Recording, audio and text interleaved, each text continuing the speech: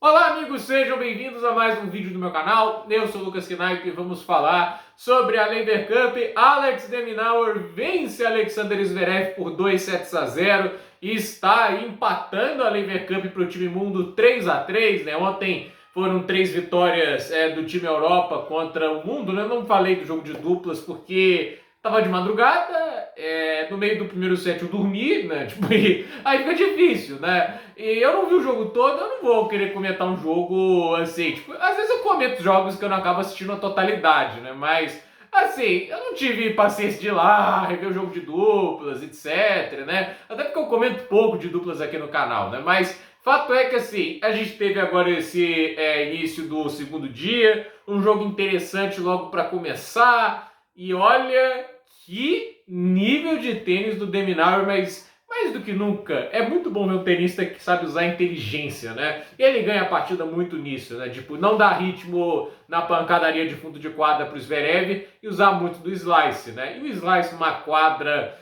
dessas acaba machucando mais, né? Porque a gente tenta entender por que a quadra da Laver Cup ela é tão lenta. A primeira coisa, ela é feita meio que às pressas, né? Tipo, eles não usam normalmente estádios, tipo, ginásios no caso. Aí o Chase Center é o ginásio do Golden State Warriors, né? É um negócio muito movimentado, né? Usado muito frequentemente, né? Então, assim, eles têm uma janela muito limitada para usar isso, né? E a resina que você usa para esse tipo de quadra, ela tem um tempo para ela curar, etc. Nem sempre dá esse tempo todo, né? Ela fica sólida, ok, mas aí ela tá indo um pouco mais maleável, não tá tão seca, então quanto você espera que acontece em outros torneios de quadras permanentes de tênis. E assim, como não é uma quadra permanente de tênis, ela está sendo construída sobre outra estrutura, esse espaço entre as estruturas gera um vão oco. Agora eu expliquei bem melhor do que ontem, né? E assim, esse vão oco faz com que os kicks da bola acabem sendo menores, né? E aí faz também que a superfície seja mais lenta, né? Ela ser indoor, a gente até me perguntou, né? Não tornaria mais rápida? Não, porque assim, a velocidade da quadra tem muito mais a ver com a maneira que a resina da quadradura é feita e com as bolas utilizadas, né? No caso, não é isso. Tipo, ela ser fechada, o que ajuda, né? Você consegue bater mais rápido na bola porque você não tem variável do vento, etc. Então, os jogadores conseguem jogar mais agressivo, né? Porque eles têm que se preocupar menos com uma coisa. Então, é menos controle e mais velocidade. Então, dá essa impressão de que é um pouco mais rápido. Mas no caso da Laver Cup tem isso de ser uma quadra que assim, não é permanente, né? Ela é provisória e quadra provisória tende a ser mais lenta, né? E o De Minaur soube se aproveitar bem das circunstâncias, abusando do slice, e ele tem mais mão do que o Zverev. O Zverev é um cara que saca melhor, o Zverev é um cara que tem um backhand, os dois batem backhand muito bem, mas ele tem mais velocidade de golpe, né? E aí o De Minaur tem que usar a velocidade do Zverev a favor e ser inteligente de usar a variação e crescer em quadra quando surgiu a oportunidade. Não foi uma ou duas vezes que o De Minaur viu um golpe do Zverev cortava o tempo de ação, já subia e metia a mão na bola, entende? Isso é inteligência, entende? E muito tenista vai chegar longe por causa disso. O Bautista Agut é um cara que chegou longe por causa disso, o Carreno Busta também. E para mim o De Minaur é um tenista que tem mais agilidade do que o Bautista Agut, do que o Carreno Busta. Para mim é mais jogador em termos de técnica.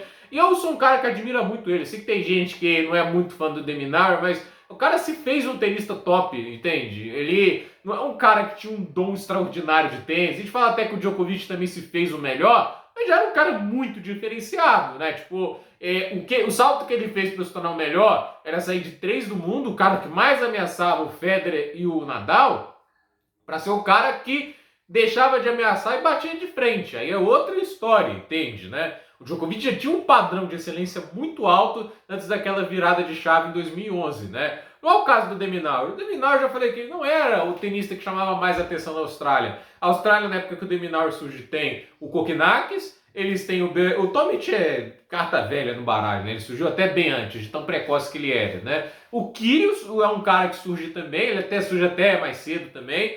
E tinha o Alexei Popper, que já foi campeão juvenil de Grand Slam, etc. O De Minaur é aquele cara, assim, que muita gente não criava tanta empolgação, porque era um garoto franzino, corria muito bem de um lado para o outro, mas não gerava velocidade, sacava mal, e foi aperfeiçoando pouco a pouco, e agora quando a gente vê, o cara já tá ali no top 10, né?